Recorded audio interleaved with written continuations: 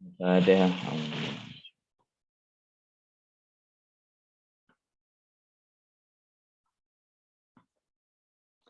Ya, pertama kali ini yaitu tentang kerja dan energi. Pasti di sini yang baru hadir. Mas semua ya. Mas-masnya pasti udah umum ya dengan kata energi dan kerja. Jadi ada perbedaan yang cukup signifikan antara kedua kata berikut.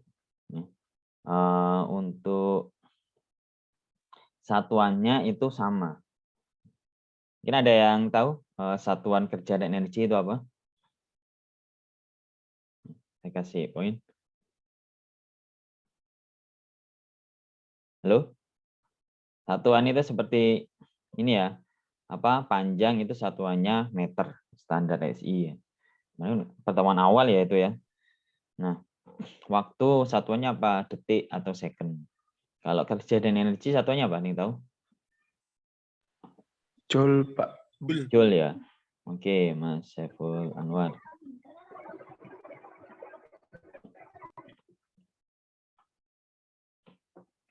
Poin plus Mas Saiful Anwar. Ya, joule ya. Jadi satuannya itu joule. Nanti ujian jangan lupa menuliskan satuannya. Karena kalau ada walaupun benar jawabannya satuannya salah ya ada pengurangan poin. Terus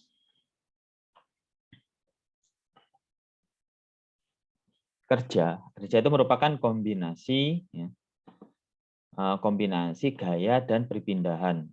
Jadi mungkin bisa diingat perpindahan itu adalah posisi awal hingga posisi akhir. Kalau jarak itu totalnya.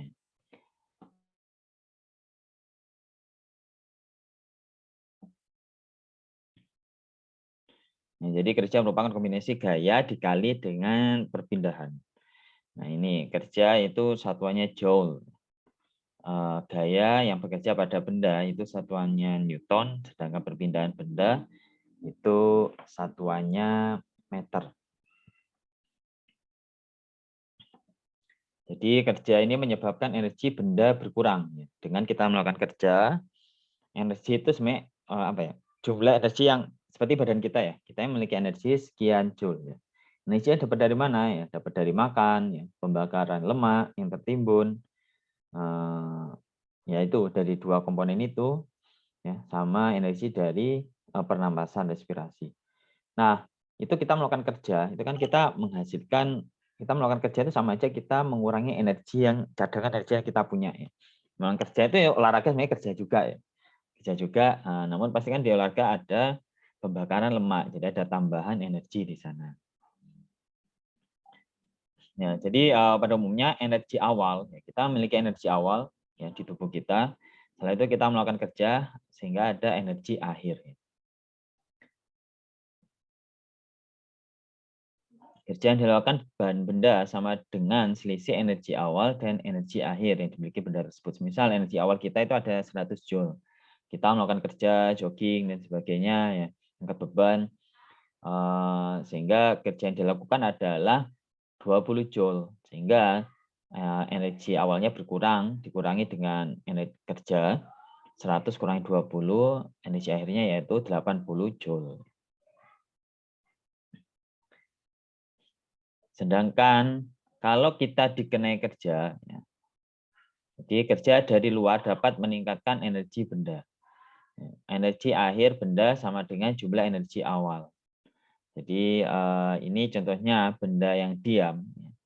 Benda yang diam diberi gaya dorong, diberi kerja, maka energi bertambah. Ini contohnya benda diam ya, yang energi 0. Ya. Kalau kita melakukan kerja dengan kita memberi gaya dorong pada benda tersebut sehingga benda tadi memiliki suatu energi. Energi bertambah. Oke. Itu ilustrasi kerja, melakukan kerja dan dikenai kerja. Contohnya, ada seorang pramugari menarik koper. Ya. Pasti mas-mas ketika di bandara itu melihat pilot dan pramugari ya membawa koper yang sama. Itu menarik kopernya rata-rata kopernya miring ya. Nah, seperti ini ya. Koper pramugari dan pilot. Nah, di koridor bandara dengan gaya yang setara dengan berat benda yang memiliki massa 5 kg. Jadi gaya tadi itu sama aja. Ini massa berat benda tadi ya. Benda itu apa? Yaitu koper. Arah gaya adalah dengan sudut 60 derajat terhadap horizontal. Jadi dia miring ya. Dengan sudut kemiringan yaitu 60 derajat. Koper berpindah sejauh 100 meter. Jadi dia berpindah dengan perpindahan 100 meter. Berapa kerja yang dilakukan pramugari tersebut? Jadi pramugari itu melakukan kerja dengan menarik koper itu berapa? Nah, pertama kita hitung dulu besar gaya tarik miring ya. Sama dengan berat koper 5 kg.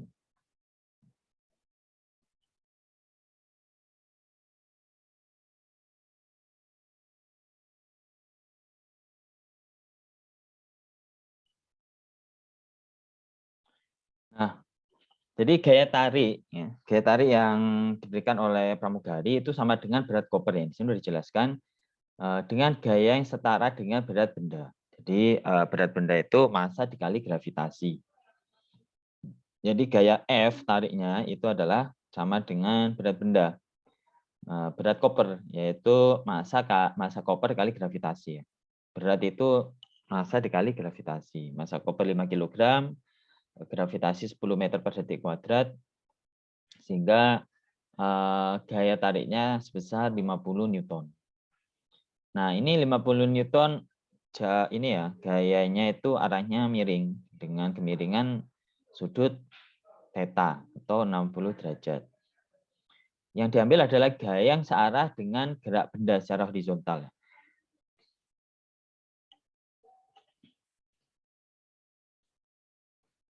Nah, ini semoga ini ya, yang belum ya dua pertemuan sebelumnya ya belum mengerjakan tugas ya, sama menyimak YouTube ya, saya harap memahami ini ya, karena yang tidak menyimak yang ketinggalan ya itu saya nggak yakin ya bisa nyambung di sini karena belum melakukan pertemuan sebelumnya. Nah, fx adalah jadi ini proyeksi. Nah, ini ya gaya miring ya kita proyeksikan terhadap sumbu x dan sumbu y, sumbu horizontal dan sumbu vertikal.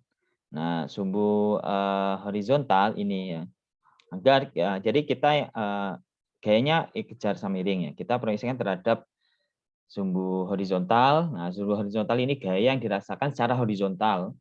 Itu kita gunakan untuk menghitung kerja.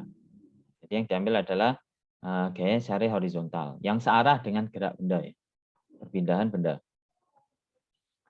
Nah, ini kalau ya di samping sudut itu dikalikan cos theta. Sedangkan vertikal ini kalau kita pindah di sini ya, itu ini kan sama aja di depan sudut ini ya. Ini kan sama aja di depan sini. Yaitu dia dikalikan sin. Jadi ini kan yang horizontal, proyeksi hasil proyeksi di horizontal itu adalah di samping sudut cos-nya. Cos itu kembali jadi cos sami, cos samping miring. Jadi cos theta itu sama aja sami, yaitu nilai samping dikali nilai miring. Nilai sampingnya itu ini yang kita cari ya. Nilai miringnya adalah F. Sehingga F sama dengan F cos theta ya.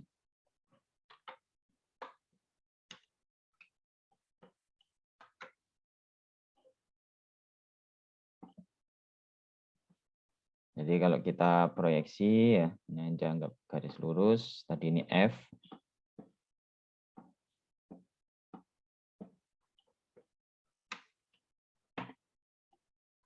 Ya, terus ini proyeksinya ya. Ini secara vertikal. Asumsi kita ini X ya. Ini X, ini Y. Nah, kita kan mau mencari ini nih ya. Nilai X ya. Nilai secara horizontal yang dirasakan secara horizontal. Jadi ini theta sudutnya. Nah, untuk mencari ini dari menggunakan rumus trigonometri ya. Jadi cos sami antara cos dan sin. Cos theta, cos itu kepanjangan dari cosami ya. Sin itu sin demi.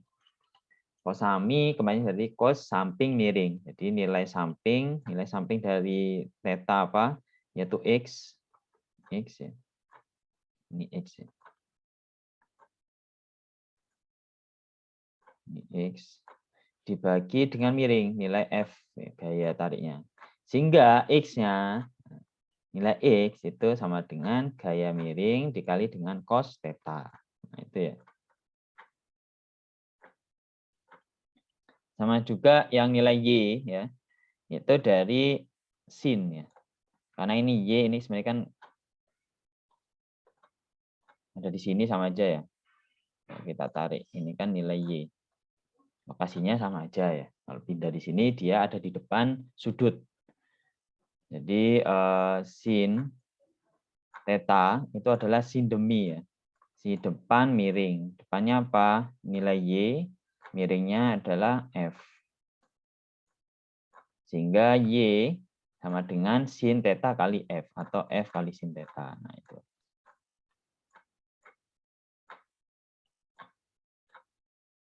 Oke.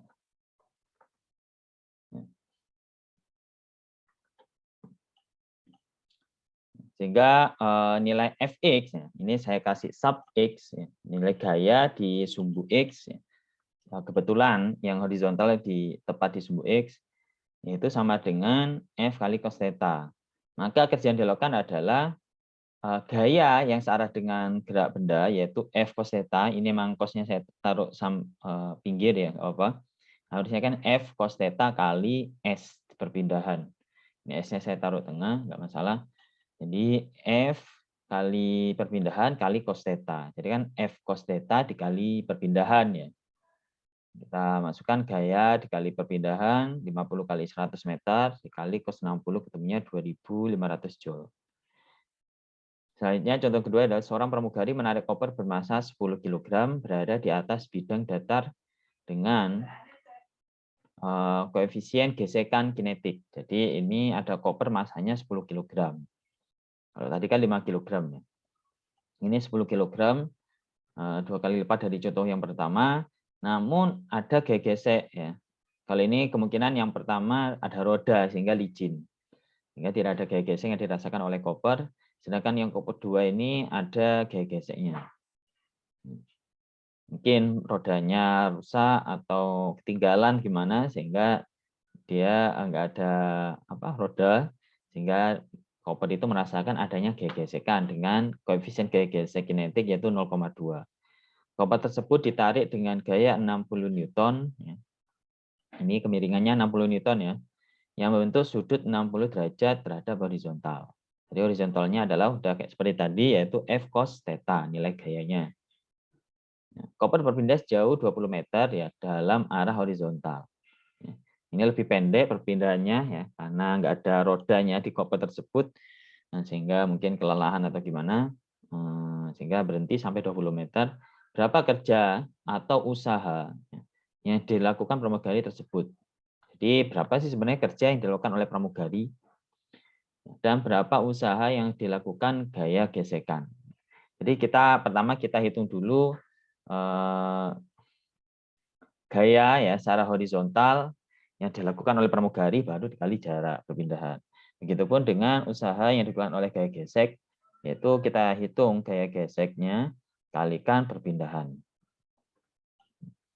Mencari gaya normal, ini untuk gaya gesek terlebih dahulu ya. Jadi pertemuan sebelumnya yang tugas ya, tugas.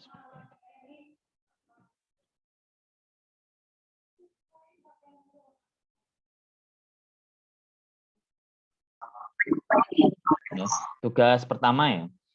Yang tugas pertama udah saya share juga ya. Saya share tentang bahkan pembahasan tugasnya. Namun yang menyimak hanya beberapa. Semoga aja yang nggak menyimak ini nutut ya. dengan penjelasan saya ini saya rekam nanti saya share. Ya, jadi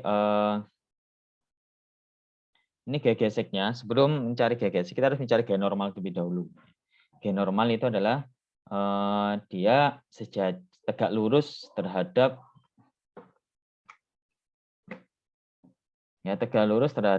gerak benda. Gerak bendanya secara horizontal sehingga gaya normalnya arahnya ke atas. Sedangkan gaya berat itu arahnya selalu mengarah ke pusat gravitasi. Jadi dia nggak tegak, ini kebetulan tegak lurus terhadap gerak benda, hanya kebetulan saja. Intinya kalau gerak bendanya miring, ya, dia tetap konsisten mengarah ke gravitasi, pusat bumi. Jadi arahnya ke bawah. Ya. Ini tegak lurus dengan pergerakan benda yang horizontal. Nah, untuk mencari gaya normal, kita analisa dulu gaya-gaya bekerja di secara sumbu vertikal. Ada gaya normal, ada gaya berat, sama ada gaya ini ya. Gaya tadi Mbak pramugarinya itu kan nariknya miring ya. Narik miring ini sebenarnya ada gaya yang bekerja secara vertikal sama horizontal. Ya. Itu kalau horizontal kalikan cos theta, vertikal dikalikan sin theta. Jadi ini ada gaya yang dirasakan oleh koper ke atas, sehingga ini kopernya ngangkat ya. Kalau nggak ada gaya kalau nggak miring itu pasti nggak bisa ngangkat logikanya. Karena ini miring sehingga koper ini merasakan gaya angkat ke atas, yaitu sebesar F sin theta. Kalau mbaknya nariknya horizontal ya nggak ada gaya ke atas. Ini ada gaya ke atas ya.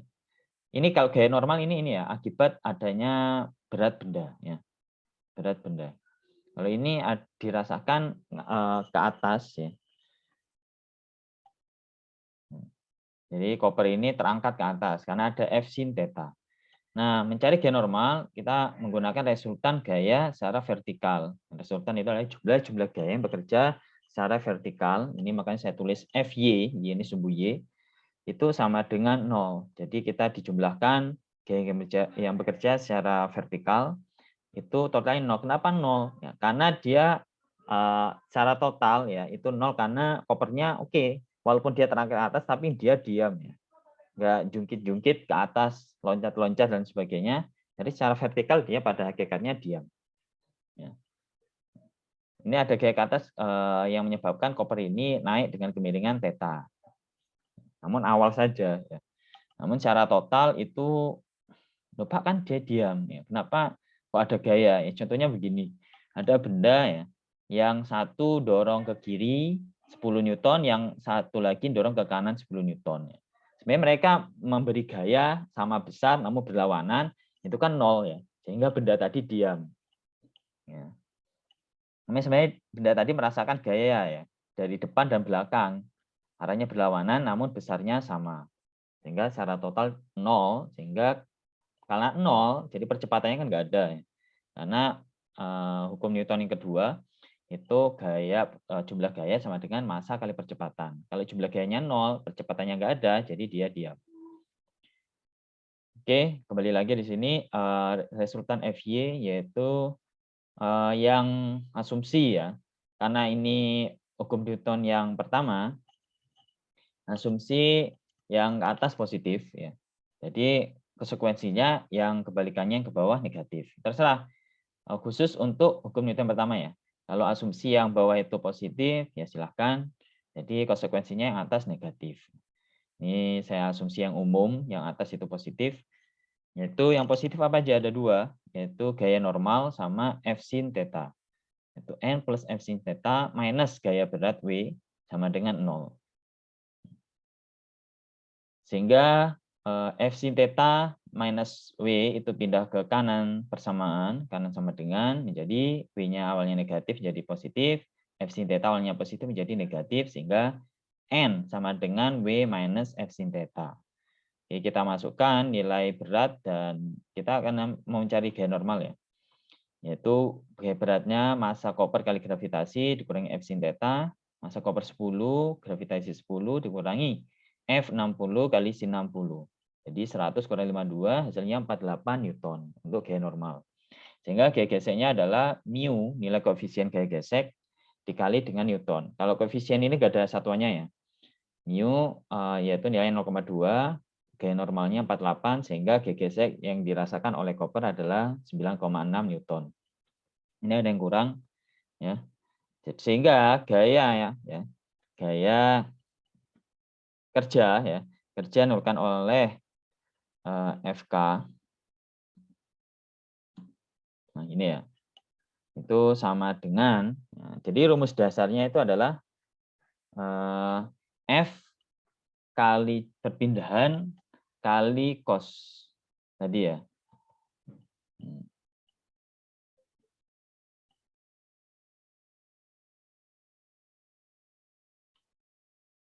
FK ya, dikali S ya, dikali cos theta. Lupa pada cos tetanya. Ya.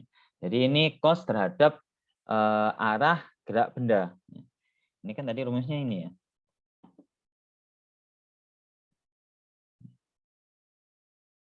Ini rumus umumnya ini. Kalau ini gaya yang udah terlibat ya. Dia gayanya secara horizontal ya. Kalau miring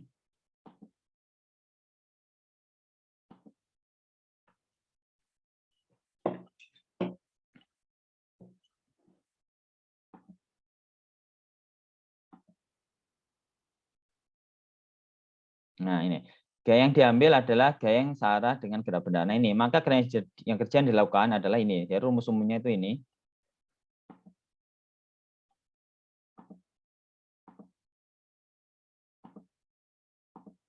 Nah ini ya.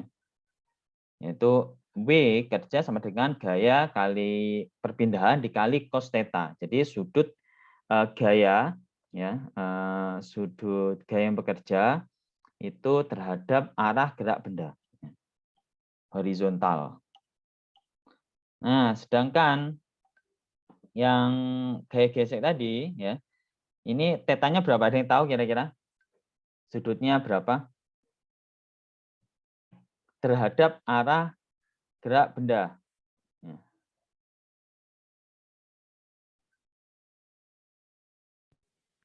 20, Pak. Berapa, Mas? 20. 20. Salah. Ada 60, yang Pak. 60. Bukan, 60 kan. Sebentar ya. Theta. Masih salah ya. Ini loh ya.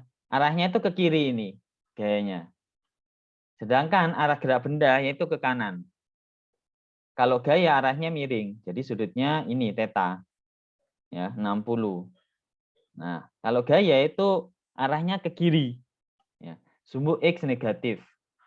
Ada yang jawaban lain?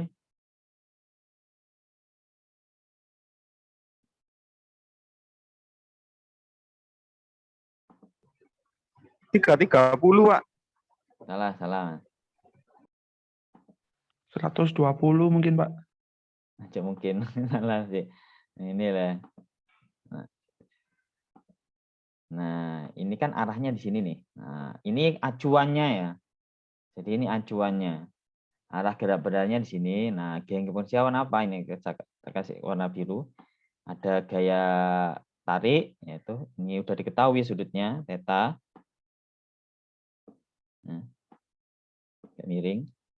Ini nilai F-nya.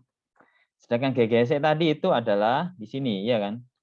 Dia berlawanan dengan arah gerak benda selalu. Ini berapa nih? 180. Oke, 180 ya, Mas Noviko.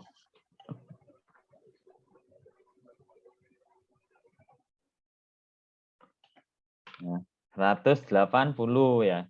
Selalu ini ya. Gaya gesek itu selalu sudutnya adalah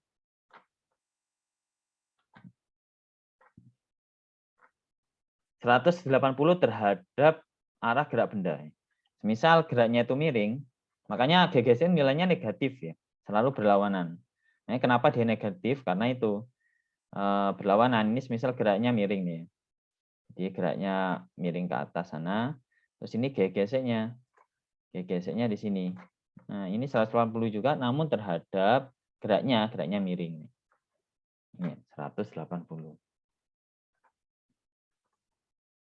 Oke.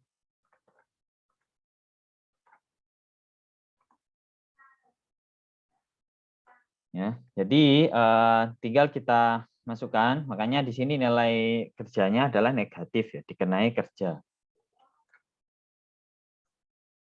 Jadi energinya bertambah. Sehingga ini sama dengan nilai FK-nya yaitu 9,6 dikali dengan perpindahannya 20 dikali cos 60. 60 itu setengah ya. Jadi tinggal kalkulator, setengah kali 20, 10, 10 kali 9,6 jadi 96 Newton. Joule. Ini nilainya negatif ya. Karena cos 60. Cos 180. Cos 180 itu nilainya min 1 ya. Cek di kalkulator itu nilainya min 1.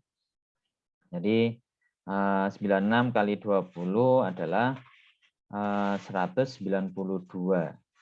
19,2 kali itu 192 Joule.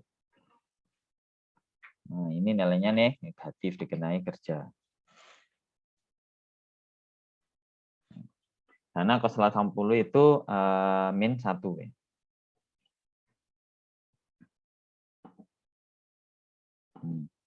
Jadi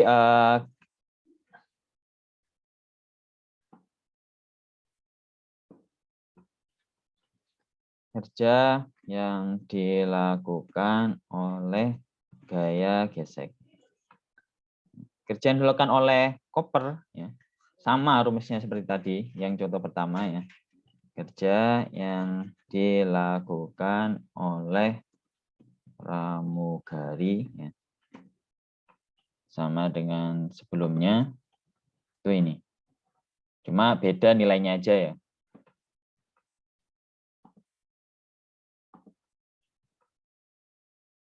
Fs cos theta, cosnya sama ya.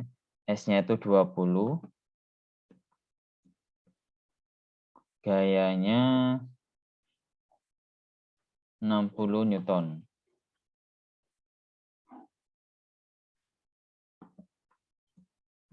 Jadi 60 kali 20 kali cos 60 itu setengah ya. Jadi hasilnya itu 600 Joule. Oke, ini ya banyak ya.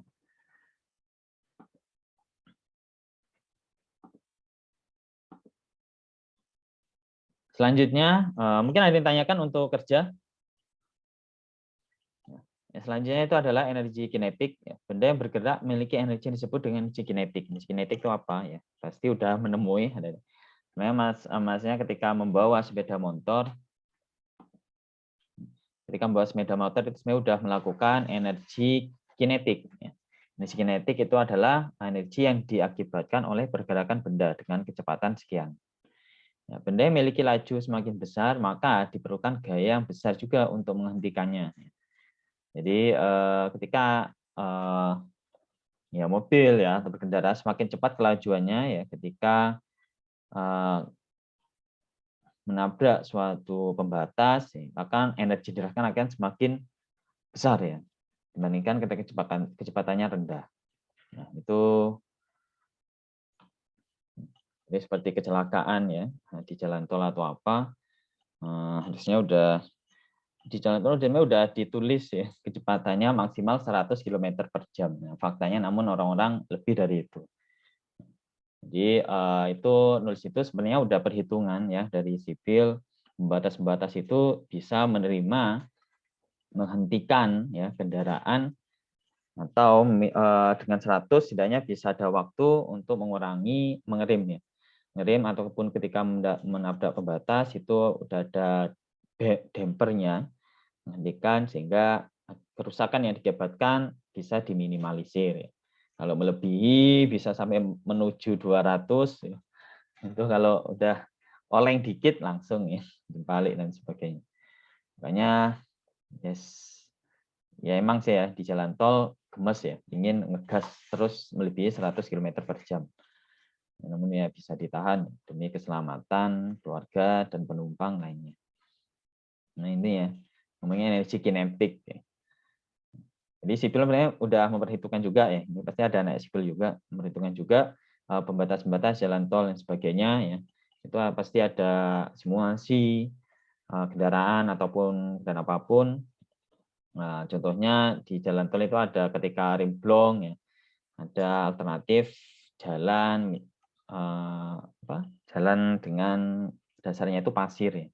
Jadi dia sebenarnya menambah koefisien gaya gesek. Gaya gesek pasir itu kan cukup tinggi koefisiennya ya, mendekati 1. Nah itu, jadi membutuhkan gaya dorong ya, untuk menghentikan gerak benda tersebut. Energi gerak benda, energi kinetik yaitu K sama dengan setengah mv kuadrat. Ini aja kinetik sebanding dengan velocity dikuadratkan lagi ya.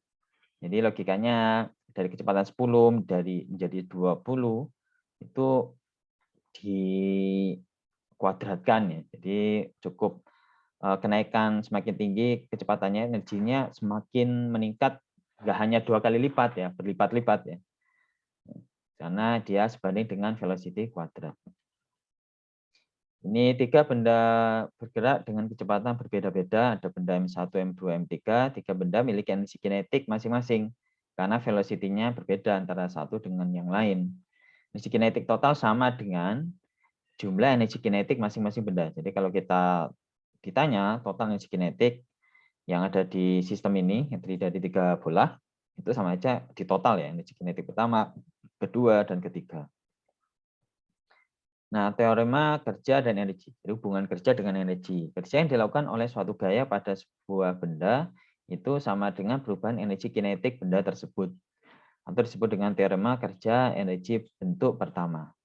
Jadi kerja itu sama dengan energi kinetik kedua dikurangi energi kinetik pertama. Atau disebut dengan W12. Atau jadi sebenarnya ini adalah kerja itu adalah perubahan energi kinetik. Energinya tetap kan tidak ada melakukan kerja sama sekali ya, ibarat kecepatannya udah konstan gitu aja ya. Ketika kita menaikkan kecepatan itu kan kita melakukan kerja ya, apa ya, mengerem bukan, nambah gas ya, atau menambah gaya dorong. Jadi gas itu ilustrasinya sama aja gaya dorong, sedangkan rem itu ilustrasinya adalah gaya tarik yang berlawanan ya, ibarat kayak kita ngerem mobil itu sama aja kita mobilnya kayak ada yang narik ke belakang ya, untuk mengurangi energi kinetik. Ini ya, jadi kerja itu adalah perubahan energi kinetik atau delta K. Contohnya, laju pesawat Boeing 737 dengan bobot total 54.000 kg menyentuh landasan dengan kecepatan 268 km per jam. Jadi bannya itu menyentuh landasan, kecepatannya sekian. Pesawat direm ya, jadi ketika udah mulai menyentuh bannya dengan landasan, pesawat mulai direm, kemudian berhenti ya. Nah, rem itu adalah melakukan kerja sebenarnya. Setelah bergerak di landasan sejauh 2.200 meter atau 2,2 km, baru pesawat itu bisa berhenti. Berapakah gaya pengereman rata-rata pada pesawat? Jadi kita menghitung gaya remnya. Pertama kita hitung konversi dulu laju pesawat ke satuan SI ya. Ini belum satuan SI ya. SI itu satuannya adalah meter second. Detik. Jadi ini kilometer per jam, kilometer ke meter adalah 1000, jadi dikalikan 1000, sedangkan jam ke detik adalah 3600 ya, dibagi 3600. Jadi ini hasilnya yaitu 74,4 meter per detik. Energi kinetik awal pesawat kita tulis K1 sama dengan setengah mv kuadrat, sedangkan energi kinetik akhir pesawat saat berhenti di ujung landasan adalah K2 sama dengan 0. Kenapa 0? Karena velocity-nya 0, diam ya. Di kinetik yang titik akhir setelah di jarak bukan jarak perpindahan sejauh 2.200 meter itu 0 karena velocity-nya 0. Kerja yang dilakukan pada pesawat oleh gesekan udara dan gesekan landasan adalah bernilai negatif. Kayak tadi ya, karena rimnya itu atau rim dan gesek itu adalah dia sudutnya 180 ya. 180. Jadi kerja itu juga selain kerja itu merupakan perpindahan, ya, perubahan energi kinetik, itu dia sama dengan gaya kali perpindahan. Jadi ada konversi energi di sini. Dan makanya di sini adalah W, ini ya, benda negatif karena gaya arahnya berlawanan dengan gerak benda yang tadi ya, dikalikan cos 180. Cos 180 itu nilainya -1. Jadi kalau secara analisa lebih rigid lagi, ya, jadi pesawat tadi ada perpindahan kerja. Ya. Jadi pesawat tadi yang memiliki, jadi pesawat tadi melakukan kerja, yaitu gaya gesek ya, berupa rim. Rimnya melawan gerak, ya, pastinya ya. Rimnya melawan gerak pesawat, itu dikonversi menjadi ini ya, konversi energi di sini. Dari kerja itu dia dampaknya ada perubahan energi kinetik. Sehingga W sama dengan minus Fs. F-nya ini adalah gaya gesek ya. Saya nggak tulis FK karena yang bekerja sebenarnya bukan karena kekasaran di landasan, karena dia pakai roda. Lebih tepatnya ini gaya tarik, gaya rim ya. Gaya rimnya itu sudutnya 180 sehingga nilainya negatif. Jadi gaya kerja adalah yaitu perubahan kinetik sama dengan minus Fs. Jadi awalnya kerja sama dengan minus gaya tarik rim dikali perpindahan V juga sama dengan perpindahan energi kinetik, perubahan energi kinetik. Sehingga kita mau menghitung nilai gaya ini ya. Fs sama dengan, jadi ini saya kalikan -1 semua ya, agar ini positif karena kita mencari F ya. Atau kita balik sama aja. Minus Fs pindah ke kiri sama dengan K2 min K1 pindah ke kanan sama dengan. Minus Fs pindah kiri yaitu menjadi Fs plus ya, positif. K2 pindah ke kanan jadi minus K2 min K1 pindah ke kanan jadi plus K1 min K2. Sehingga F sama dengan perubahan kinetik dibagi dengan perpindahan. Kita masukkan K2-nya 0 sehingga tinggal K1 minus 0 yaitu K1 setengah MV kuadrat dibagi perpindahan setengah, ini setengahnya saya pindah ini sama aja kan 1/2 ya. Jadi 2-nya pindah ke penyebut di pembagi. Ini masanya 54.000 kilogram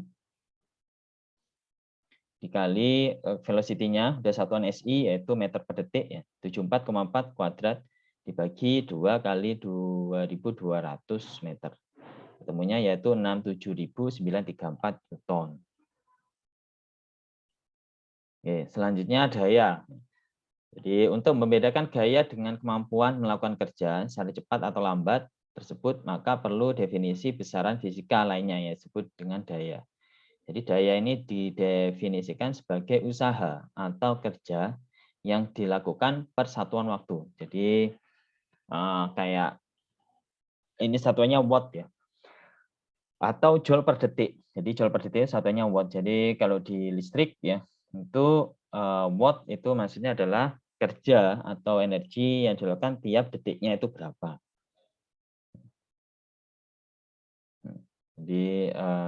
Jadi rumusnya kerja dibagi dengan waktu.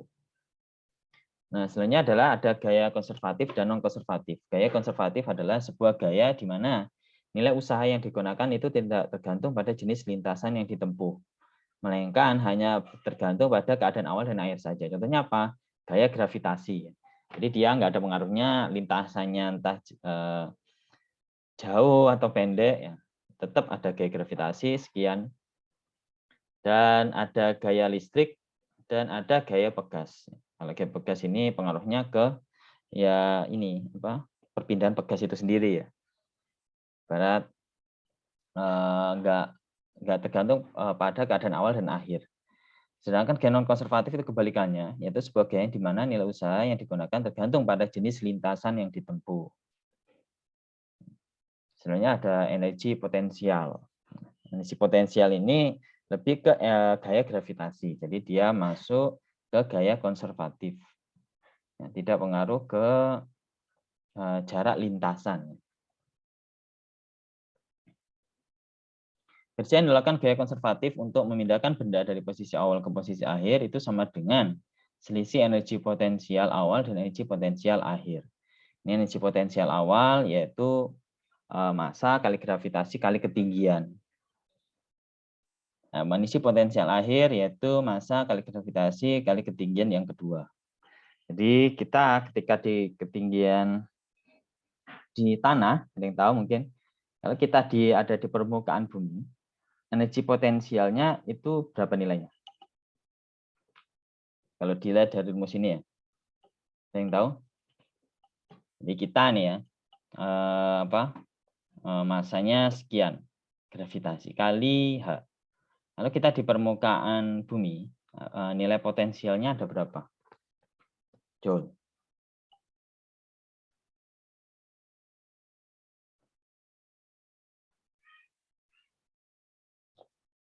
Gimana? Ada yang tahu?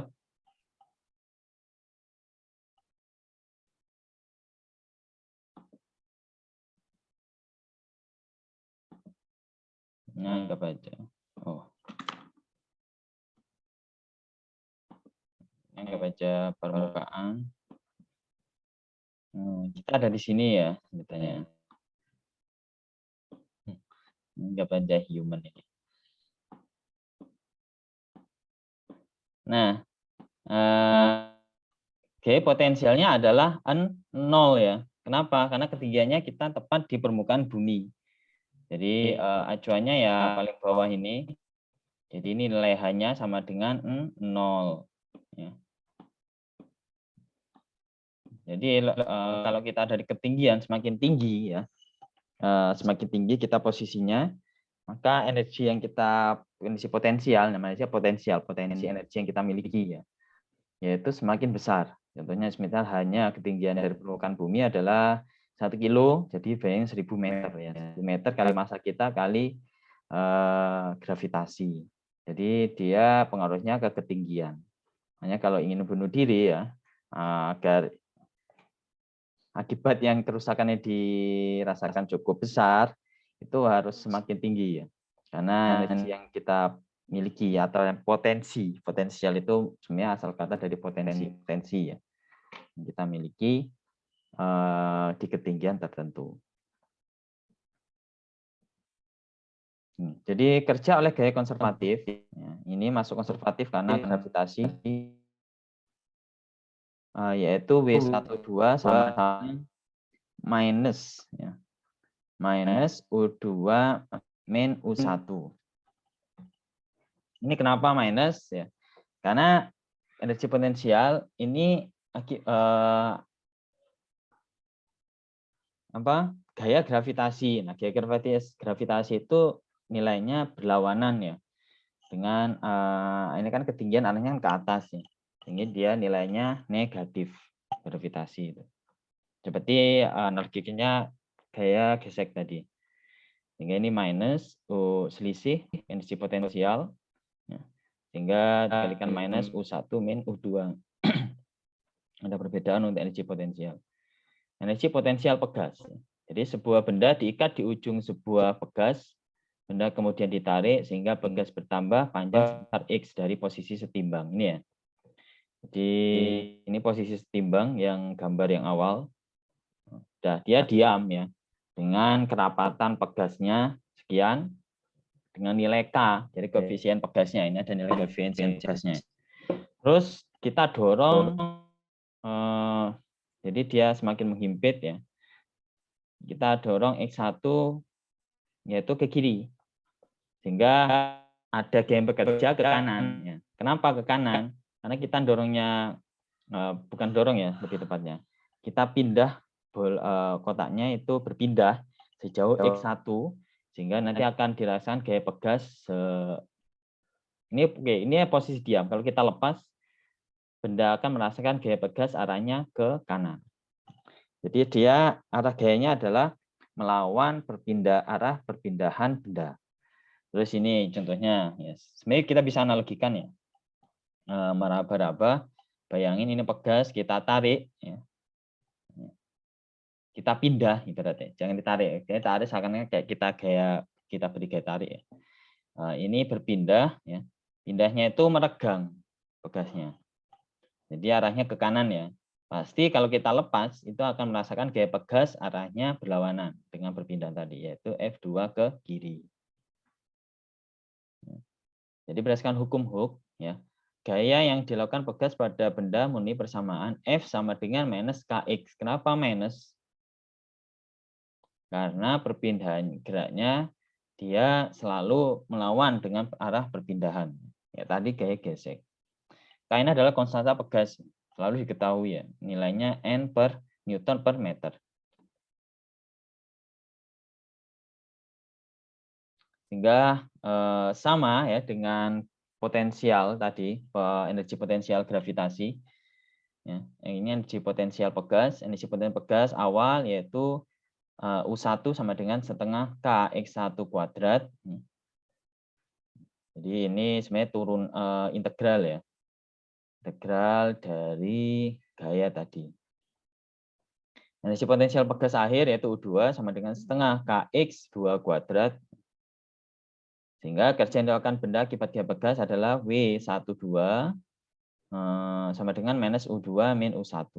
Minus U2-nya ini, jadi masuk potensial ya. Potensial. Sehingga ini kebalik setengah Kx1 kuadrat min setengah Kx2 kuadrat. Nah, terakhir yaitu energi mekanik. Energi mekanik adalah sama dengan energi konservatif ditambah dengan kerja konservatif ditambah dengan kerja non konservatif.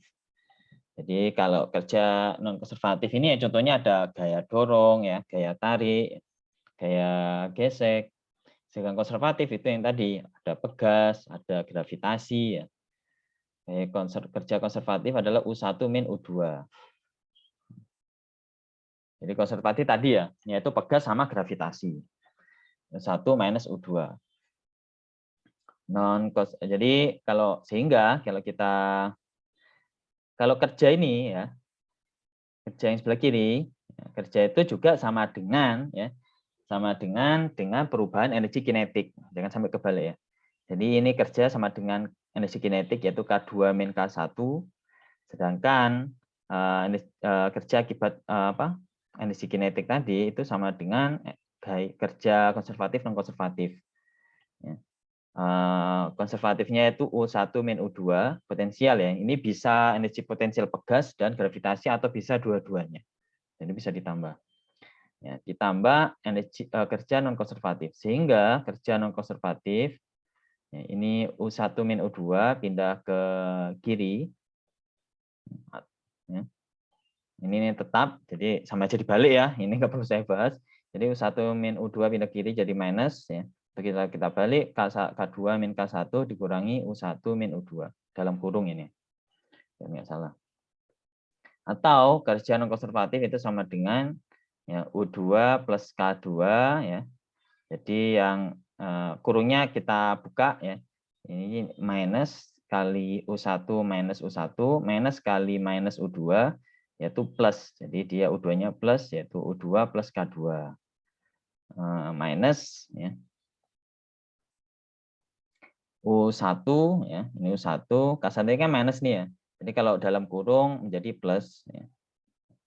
Jadi ini sama aja dengan ini ya. Ini diputar aja. Oke, jadi U2 plus K2, energi potensial ditambah energi kinetik 2 dikurangi energi potensial ditambah energi kinetik 1.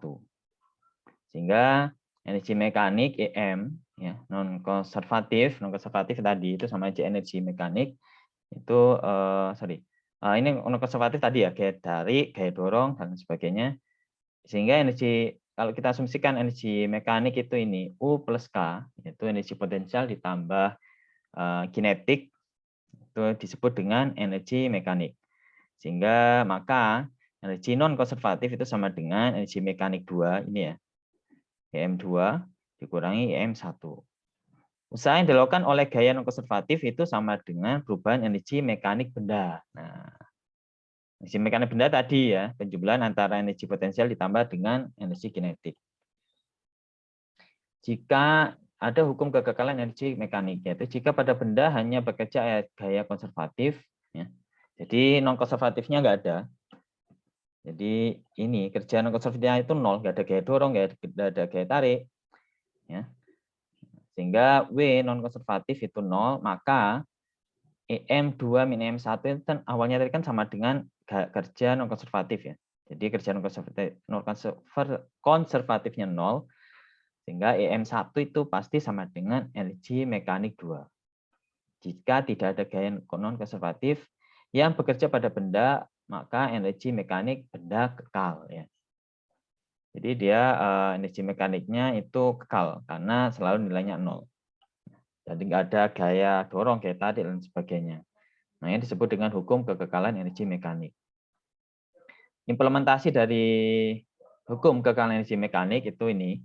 Nah, jika pada benda hanya bekerja gaya konservatif dan tidak ada gaya ya, dari luar, ya. Jadi tidak ada gaya keluar, jadi hanya bekerja gaya apa? Ini di sini gravitasi dan gaya kinetik ya. Jadi ini contohnya bola. Jadi ini bola ini kita lempar ke atas ya, warna merah, terus balik lagi ke bawah, ke permukaan lantai. Nah, kita ada 3 posisi nih. Di mana posisi pertama dan kedua sama ya, karena sama-sama di permukaan lantai ya. Jadi bola yang pertama ketika kita lempar pasti kan itu memiliki kecepatan awal ya. Sehingga kinetiknya itu maksimal ya. Jadi semakin ke atasnya semakin berkurang ya kecepatannya sampai ini saya tanya nih, kenapa energi kinetiknya ketika di titik puncak ya, mulai balik lagi itu kinetiknya 0, ada yang tahu?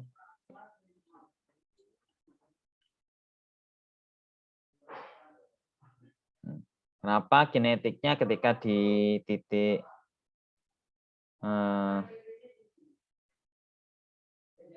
puncak itu 0? Jadi kalau di titik yang pertama dan ketiga, itu energi potensial 0. Kenapa? Karena hanya itu sama dengan 0 di permukaan lantai, permukaan bumi. Nah, pertanyaan adalah kenapa energi kinetik di titik puncak itu 0? Jadi energi kinetik rumusnya setengah mv kuadrat. Mana? Ada yang tahu? Mungkin kecepatannya 0, Pak. Ya. Oke, benar ya Mas Saiful ya. Jadi ketika di titik puncak itu 0 kan dia. Ya, bolanya semakin ke atas kan semakin berkurang ya velocity-nya. Semakin berkurang, terus di titik puncak dia 0. Kecepatan saatnya 0.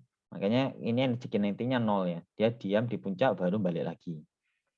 Balik lagi ke permukaan lantai, ketemu energi potensialnya 0, kinetiknya kembali lagi maksimal. Namun arahnya berlawanan ya. Arahnya ke bawah velocity-nya. Jadi ini sebenarnya total energi mekaniknya itu sama semua. Di titik awal, titik 2, titik 3 ya. Makanya disebut dengan hukum kekekalan energi mekanik. Titik pertama itu ya kan tadi kan energi mekanik adalah kinetik ditambah potensial. Nah, yang di titik pertama itu energi potensial 0, kinetiknya yang maksimal karena kecepatan yang paling tinggi. Ya, jadi ini terus ke atas, misal di tengah-tengah nih ya, energi kinetiknya setengah, energi potensialnya juga setengah karena ada ketinggiannya di sini. Ya, dia potensialnya enggak 0 lagi, namun potensial semakin ke atasnya semakin bertambah karena dia ada perpindahan gitu ya. Setengah, terus kinetiknya berkurang sampai 0, sedangkan potensialnya bertambah sampai maksimal. Sehingga di titik atas itu yang energi mekaniknya itu sama dengan energi potensial maksimal. Balik lagi ke bawah, energi mekaniknya adalah kinetik maksimal. Itu ya. Nah, ini contoh sebuah benda jatuh dari ketinggian H di atas permukaan tanah dengan laju awal 0. Jadi benda ini dari ketinggian semisal sekian meter. Nah, kita lepas ya, bukan kita dorong ke bawah, bleng ya. Nah, kita lepas, dan kita lepaskan kecepatannya 0 ya dia ya. Kecepatan mula-mulanya ketika di ketinggian H itu 0. V1 sama dengan 0, ini posisi awal. Posisi yang kedua adalah V2. Berapa laju benda saat menyentuh tanah? Nah, kalau ini kan 0 ya. Ini saya gambarnya garis putus-putus karena kayak bleng menghilang ya. Benda udah ada di posisi di permukaan lantai, permukaan bumi. Nah, kita hitung V2 berapa. Ya, dengan rumus energi, hukum kekekalan energi mekanik tadi. Ya. Nah, hukum kekekalan energi mekanik yaitu adalah EM1 itu akan selalu sama dengan EM2 atau EM3, EM3. EM3, EM4. Jadi ilustrasinya seperti ini.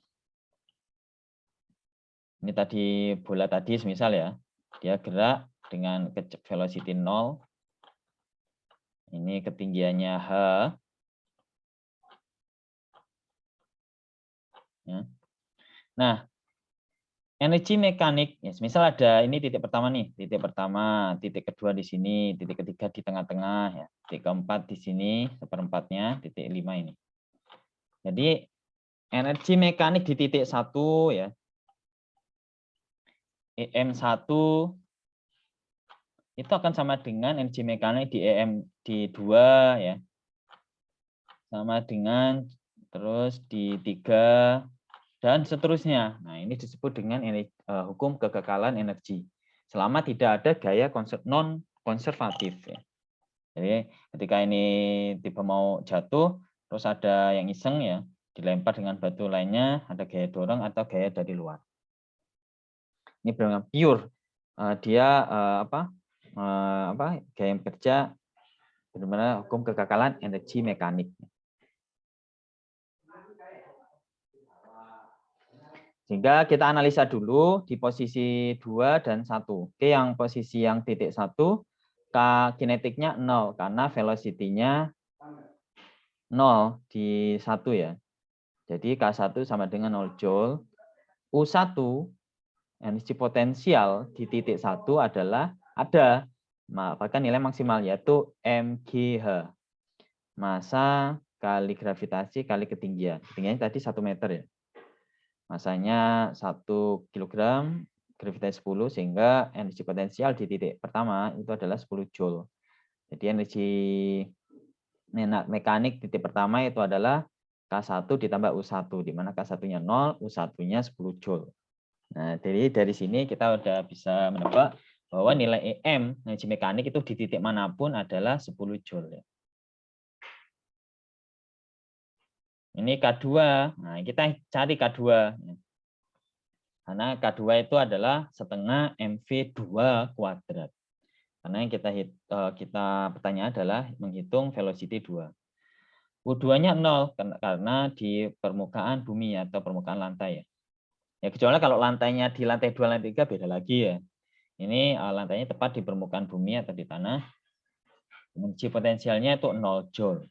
Sehingga EM1 di titik puncak ya, ini sama dengan EM2 di dasar permukaan, itu EM1 adalah K kinetik 1 ditambah U1 sama dengan kinetik 2 ditambah U2. Kinetik 1 0, U1-nya 10,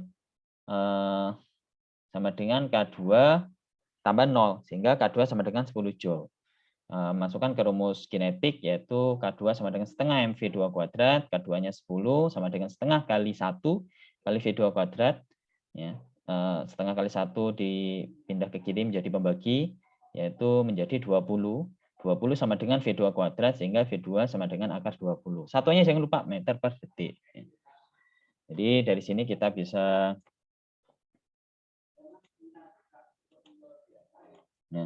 jadi ini EM1 ya. EM1 sama dengan 10 Joule ya totalnya. 10 Joule nulisnya J gini bisa ya. Ini 10 Joule. Di titik sini semisal ya. Di titik 2-nya kan udah di sini ya.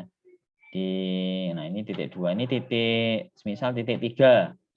Ini juga sama nilainya ya. EM3. itu sama dengan kinetik 3 ya ditambah U3. Nah, ini pasti ini kira-kira ada yang 0 enggak di titik sini? Ini tuh. K3 dan U3.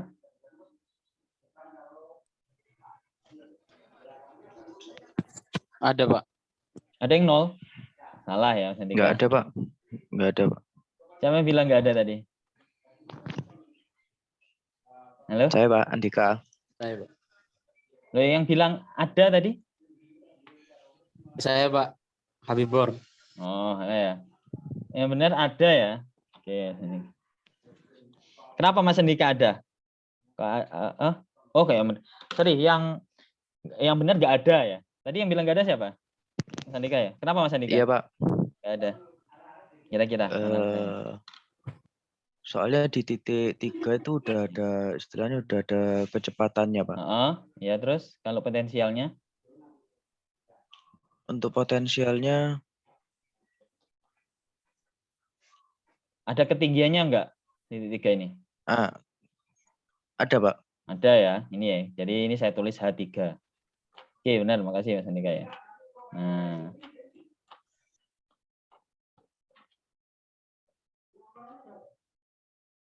Nah, ini ya. Jadi semisal ada titik 4, ya sama. Nah, nilainya sama semua, yaitu 10 Joule. Ya.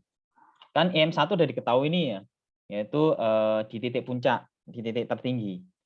Nah, titik tinggi kebetulan itu adalah titik awal, itu kita udah bisa hitung EM1, yaitu K1 tambah U1, K1-nya 0, U1-nya 10, ya. Jadi EM1 nilainya 10, ya. Karena K1-nya sudah diketahui 0, U1-nya juga diketahui, dihitung lebih tepatnya, yaitu 10. Jadi EM1 itu sama dengan 0 tambah 10, yaitu 10 Joule. Jadi di titik manapun, dia nilainya sama 10 Joule. Ya. Jadi kalau dari titik awal sini, yang awalnya kinetiknya 0, karena 0, pasti benda itu semakin ke bawah, kecepatannya semakin naik. Ya. Jadi kinetiknya semakin bertambah, ya, dan potensialnya semakin berkurang, karena ketinggiannya semakin berkurang. Berkurang, ya, terus sampai 0, ya, karena di permukaan bumi, permukaan tanah. Nah, ini ya. Ada 3. Contohnya ini di titik 4 ya. Sama ya. Ini ada H4. Ya. Ada V4 juga ya. Ada V4 juga. Namun velocity-nya semakin tinggi ya. Potensinya semakin berkurang karena ketinggiannya semakin berkurang sampai benar-benar ketinggiannya 0. Nah, gitu ya. Jadi kalau ada contoh soal benda itu jatuh atau dilempar ke atas ya dengan kecepatan sekian, jadi kalau nggak ada gaya dorong, gaya tarik, ya, gaya dari luar, itu kita menggunakan rumus ini, hukum kekekalan energi mekanik. Ya. Nanti saya kasih contoh soal ya untuk latihan, namun bukan tugas ya. Yang belum mengerjakan tugas silahkan ya. Telat enggak masalah, namun ada ya daripada tidak sama sekali. Oke, mungkin ada yang ditanyakan sambil saya presensi ya. Kita tutup dengan doa kafaratul majelis dan surat Al-Asr bersama-sama. Berdoa dimulai.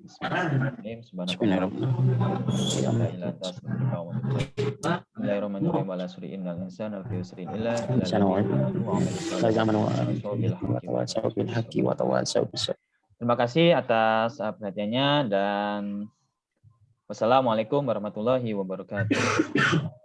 Waalaikumsalam warahmatullahi wabarakatuh. wabarakatuh. Terima kasih, Pak. Ya, Makasih, Pak. ya, tutup ya. Baik, Pak.